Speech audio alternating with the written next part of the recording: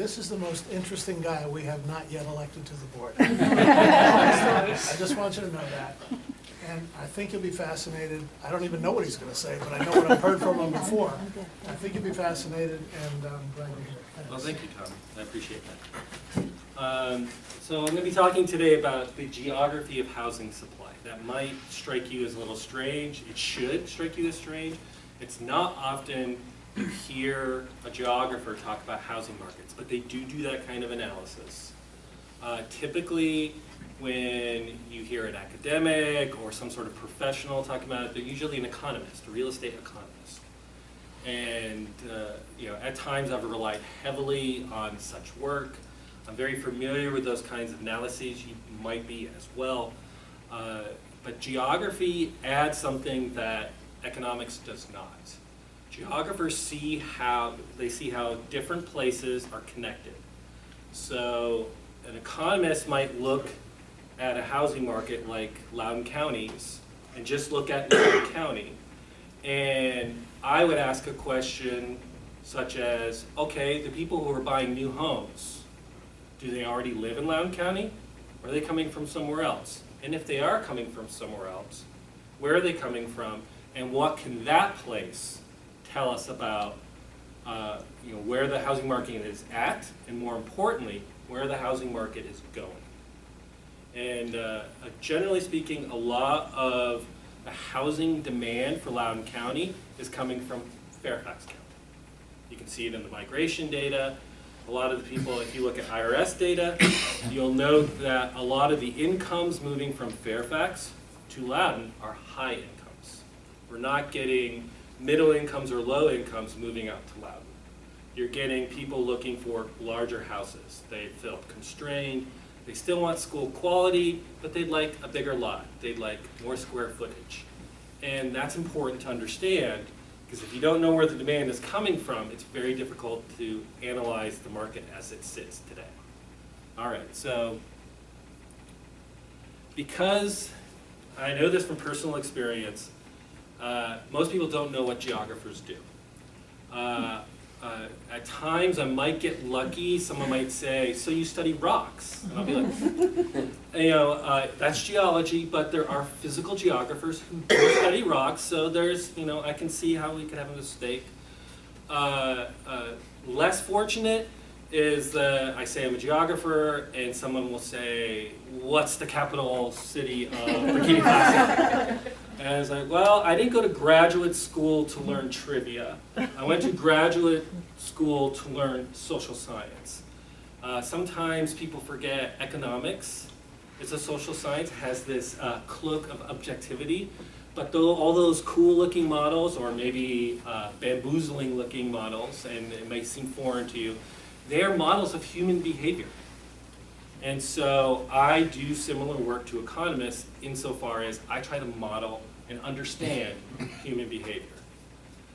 In that vein, you have three major branches of geography as a social science. So you might hear it called human geography.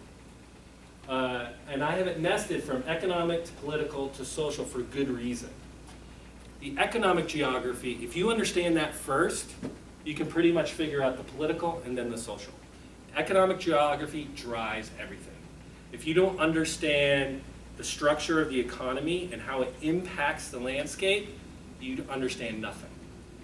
And political geography is generally some sort of reaction to the economic geography or an attempt to manage it.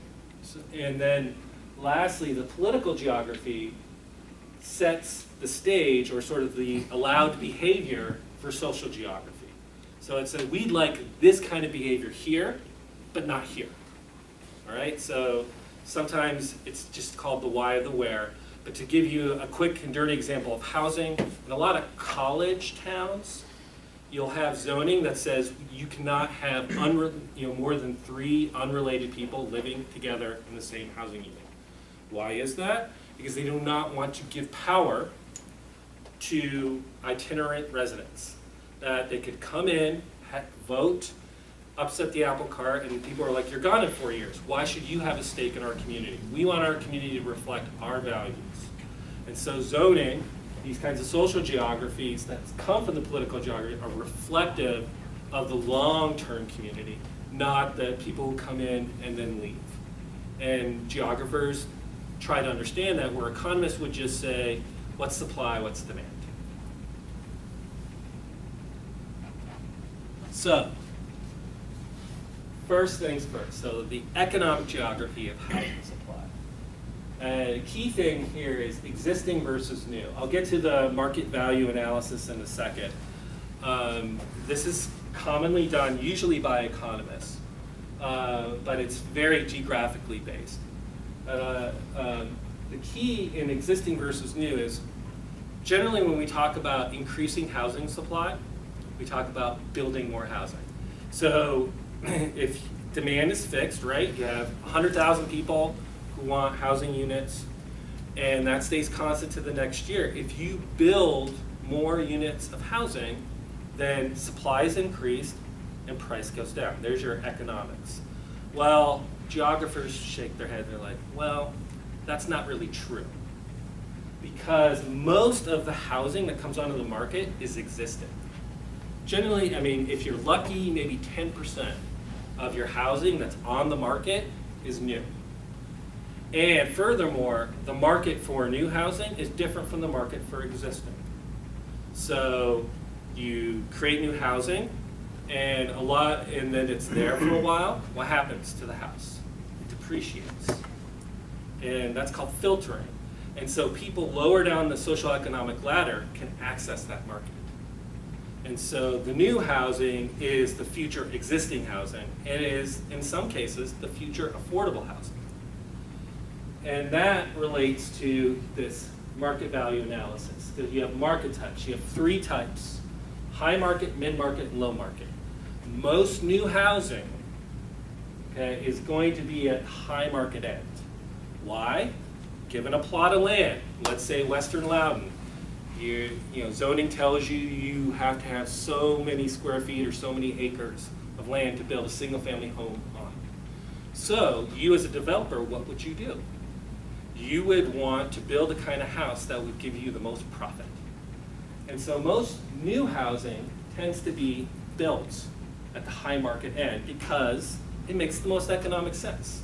That's good business sense. And the only way that kind of supply is going to impact the mid-market and low market is for it to filter down, to depreciate in value, where someone might move up market and they're leaving, say, first-time home buyer market, and then they get that house that was new and bigger, and that opens the space that's affordable first-time buyer house, right? And so if those people aren't moving up, you have a really, really big problem. It means you have to build new housing at the lower market types that aren't very profitable because it isn't opening up. This is the primary problem in our country today, is that people are not moving up market. And there's various demographic reasons why, and in the future presentation, I'll explain all that to you. Give you a nice little model, be easy to remember, and you can look at Loudoun and within 15 minutes figure out exactly what's going on and what will happen. And it's remarkably predictable. But lastly, this is looking at, I do a lot of work in Rust Belt markets, which is, generally speaking, almost all existing and no new. It's built out. And so you can see the different kind of profiles, like you see variance in high market, mid-market. Mid-market is key. That's your middle class. So that's usually the next stage after first-time home buyer. So growing families with growing incomes, but they're not wealthy. And so they can go up or down. And so as a point of intervention, like say for housing policy, mid-market's where it's at. How's your mid-market performing? Low market is generally no market, meaning there's no way you can produce new housing for new market, so it has to open up. So if you can't figure out a way to make it open up, particularly in Rust Belt cities, you're going to have a problem. But mainly, just understand that there is no one housing market in Loudoun. Within the high markets, there are usually 3 tiers, and they don't really interact all that much other than like with filtering or people trying to move up market.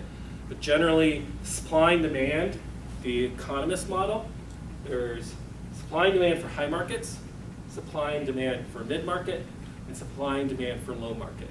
So when you're thinking about policy or lobbying, you have to understand which supply and demand, which market you're looking at.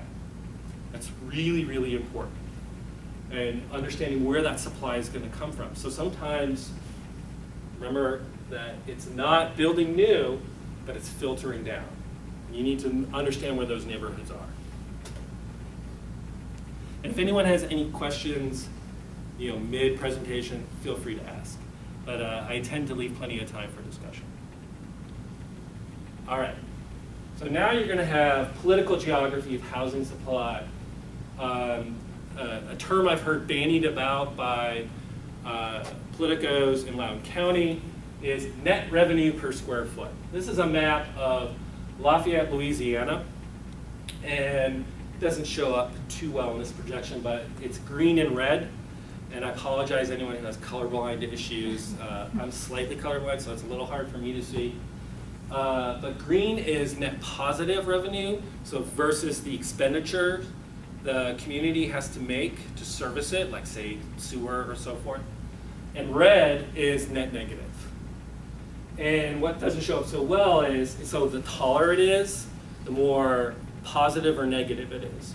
And so your negative areas tend to be on the outlying areas. So think of DC metro area. As you get out to Loudoun, it starts to get really, really expensive to service that infrastructure. You need roads so people can get to the jobs that are a long way away.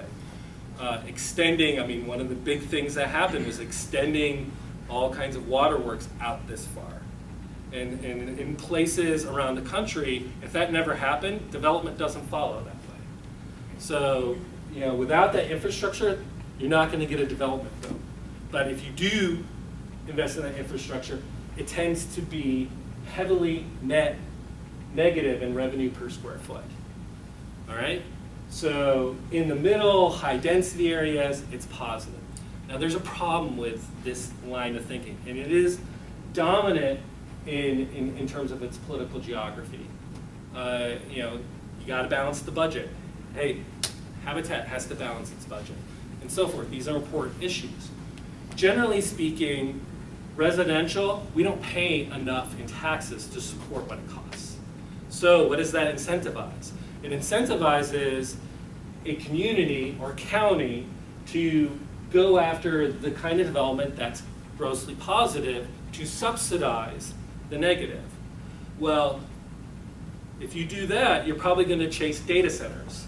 And data centers don't add to supply. And data centers don't filter, right? So you're going to have square footage not dedicated to residential. So what does that do? Decreases supply, jacks up price, and people can't get into the housing market. You're going to have displaced workers, and then it snowballs from there. And so when you look at it this way, when you're thinking net revenue per square foot, you're on the road to California. You're going to have underfunded everything and grossly expensive markets, and no one will be able to move in. Right? And that's the big thing, that generally speaking, the problem isn't pushing people out, but that people can't move in. And particularly, if you're thinking of like people own the house, so they're thinking, oh, it's great, it's appreciating, my asset is more valuable. So I actually like data centers and less housing supply. So I like what our government is doing. And so there's lots of political support for that sort of thing. And of course there's political support for lower taxes, right? And this just keeps feeding on itself until you get to a place like the Bay Area where it isn't affordable for almost everyone. 90 to 95% of the population of the Bay Area cannot afford to live there, meaning they're paying more than 30% of their income on housing. And that does not include community costs. And that's not an area where you would ever hear of lower taxes. Well, it's not an area, true, sort of. But in the late 1970s, there was a tax revolt. So in California, you can put issues on the ballot. So it's kind of like the voters are the legislature. And Proposition 13 says that property tax can't raise above a certain level. It gets grandfathered. So the property tax rate when you buy your house is the property tax rate for the life of your ownership of that house. Yeah. It's true. The way in Pennsylvania, a lot of Well, places it was too. Proposition 13 one. Yeah, Proposition 13 did that. And here's what's crazy about that. So, say you bought your first house and you're locked in a nice low property tax. You bought in 1982. Good for you. You're in Sassoon City, just a little bit east of Oakland. And you like to move upmarket, get a larger house. You got 4 kids. You know, that little ranch isn't doing it for you anymore. And you had a new job, and you have to commute much further. Wouldn't it be nice to get a larger house nearer to your place of work?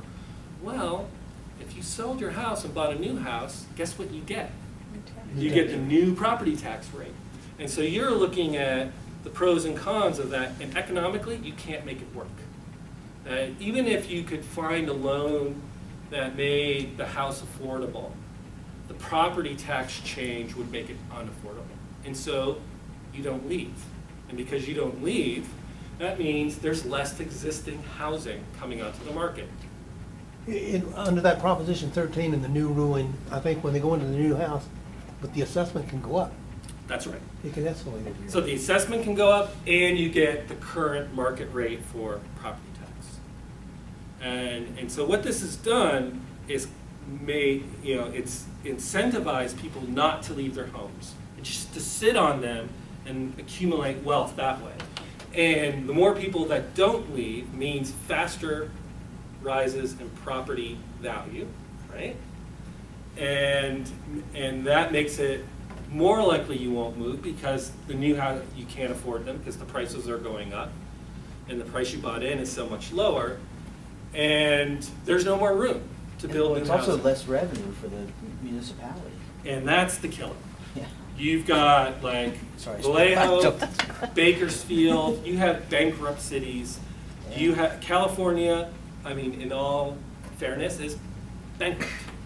They Jim, can't, how far would you say Loudoun County is from a California at this point?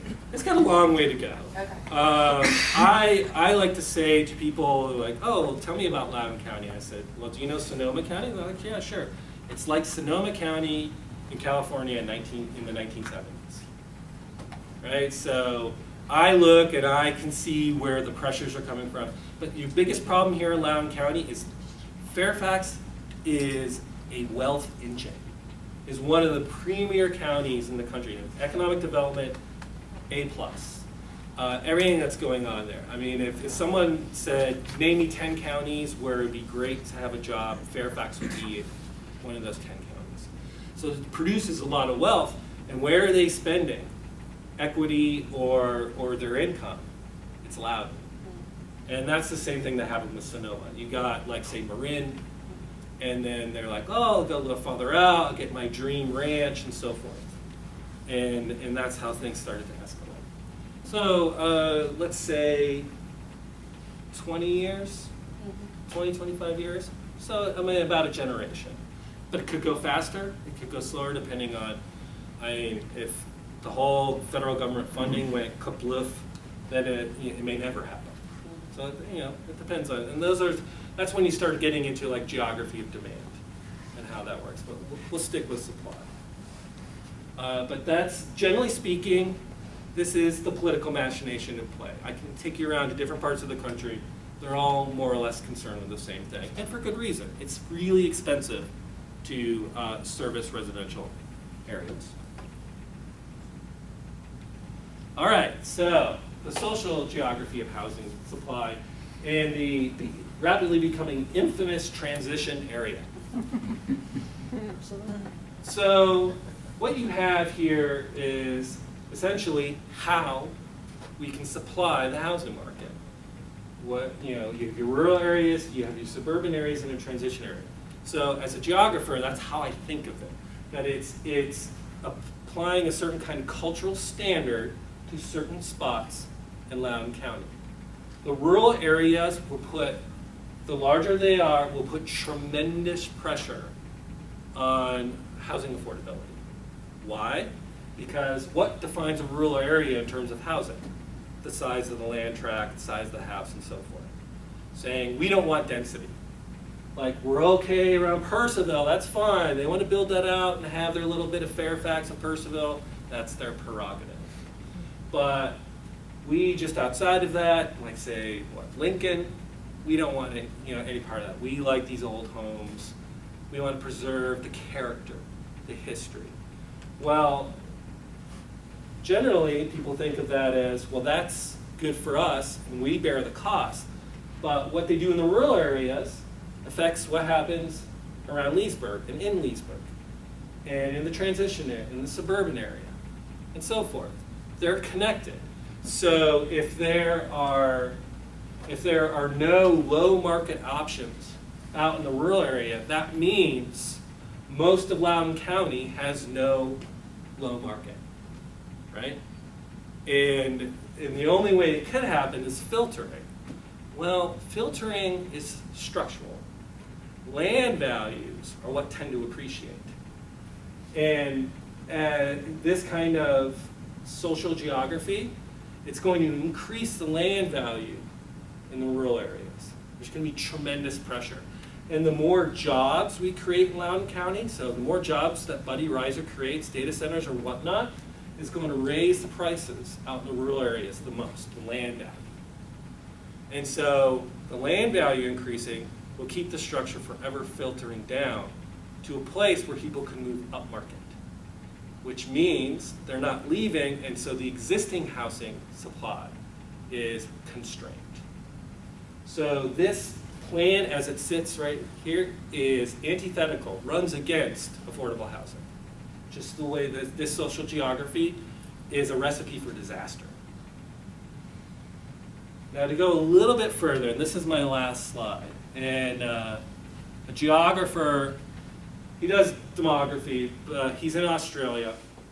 I went to grad school with him, and he got interviewed by an Australian paper. And people adapt faster than markets adapt. I don't care what real estate developer you have, I don't care how many houses you build or whatever. Generally speaking, there's going to be some sort of social innovation, like many families living illegally in a single-family home that they're renting, which we see rampantly in Fairfax and has seen some of in Loudoun. People get pretty clever and come up with ways to make housing work for them. So the issue here is that the way the market was working in Sydney, Australia, that they said, oh, we're going to make these projections, right? Loudoun does this, everyone does this, these projections. So the housing stock is filled up with people, right? Existing housing stock. Again, key. They're not moving out. They're filled with people who don't have kids because they bought them 20 or 30 years ago. So boomers, right? They got the equity, they got the house, and they might like to stay. Isn't rural Loudoun County wonderful? And young people have to move into apartments until they get enough capital to buy a house. So, two issues there. One, the house they might want to buy is someone leaving it, because they're not going to buy a new house, they're young. And then number two, can they save up enough down payment to buy? Do they have the right jobs? So if the economy goes through a great recession, it's going to take years for those young people to finally get to a place where they feel like they could actually save that sort of thing. They have lots of student loans, and you can go on and on. So we have right now in the United States and Australia and a number of other places a delayed entry into the housing market by the millennials in that generation, mostly for economic reasons. So the result, and this I think you'll appreciate the way this kind of dovetails into the transition zone. Multifamily housing developments fill up with children who require schooling, right? They still are going to have families. So Loudoun's really clever plan, like, yeah, we'll do more housing. We'll just have transit-oriented development near the metro, and it'll be filled up with professionals who have no kids. Well, That's really nice, but if you have all these boomers out in rural Loudoun who aren't interested in increasing the housing supply and are on fixed incomes and would like lower taxes too, and really don't care to spend money for schools, that your great plan to offer lots of housing and multifamily, so keep the number of students demanding school services down, you're gonna get the wrong outcome. You're gonna create a disaster. You're actually gonna have a higher density of families than you otherwise would have. And you're gonna have more kids demanding school services than you otherwise would have, because you refused to cater the housing supply to the culture, the current culture. You did not anticipate. And so furthermore, my buddy from grad school, I've done some reviews of educational literature on school enrollment predictions, hot topic here in Loudoun, and found no new developments, meaning no one theorized how to change the models in reaction to social transformation. They were not anticipated. Loudoun uses outdated models. Australia, Sydney, Australia, world-class city, uses outdated models. And now they do not have enough funding for the schools. It takes a while to build schools. It takes a lot of resources. They're really in a pickle. And Loudoun is heading in the same direction. They're talking about net revenue per square foot, here all the time. That says if we're going to build residential, what are we going to do? It's going to be like in the urban core. We're going to make it dense, because that's more likely, even if it's negative, it's not going to be negative by much. And this added bonus is they won't have kids who need school services. And you can hear this all like when you planning and zoning, and we want this variance. No, you're building too much residential. Well, I guess if it's dense and multifamily, we'll get singles, that's okay. And then you got your transition area, where they're focusing this and they're saying, again, revenue per square foot, that's the thinking. When really the elephant in the room is the rural area. That social geography is going to cause a huge problem. So supply did not shift with changes in demand. And so if you don't understand the geography of supply, then you'll never anticipate the demand, and you'll always be coming short. In fact, you'll be falling further and further behind in terms of housing affordability. And that's the path I see Loudoun on currently. All right, that's it. Excellent. Thank you. Any questions? I think the problem with Jim is it's like he talks and I'm like, oh my God, I have 1,000 questions. I'd have to keep you here all night. So what counties or areas have you seen solve the affordability problem? None. It's a really hard conversation to have. It's just like trying to get people to accept to pay more for schools. It's hard. So someone's like, I don't have any kids, or my kids are grown and gone. Why should I pay for schools? You should pay more, or something to that effect. And I think housing affordability is somebody else's problem. And so the trick is to have people who are skillful at making the problem immediate for everybody. So figuring out, so even a person who's on a fixed income in a rural area, if you can figure out how the connection to what goes on in affordable housing in Leesburg, how that will impact the comfort and quality of life out in the rural areas of Western Loudoun, you really have something. That's the kind of pitch that needs to be made.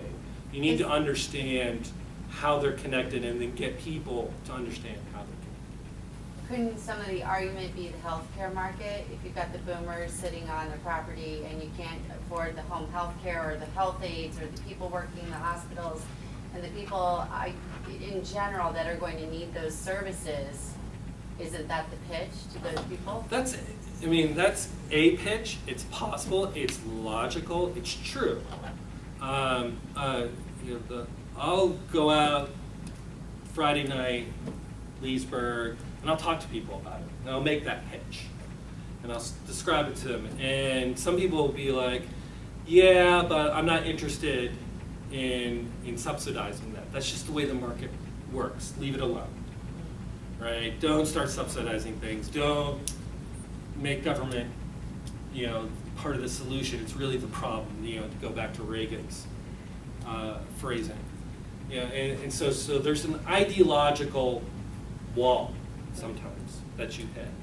But generally, I think most people you can convince them if you listen first and then hear how they're thinking about the issue, and then if you listen well, you usually can find an opportunity, an opening to kind of expound upon it. But you really have to let them talk it through so you can discover how it might impact them. Because it's hard just to sit down with someone and guess how these issues impact them.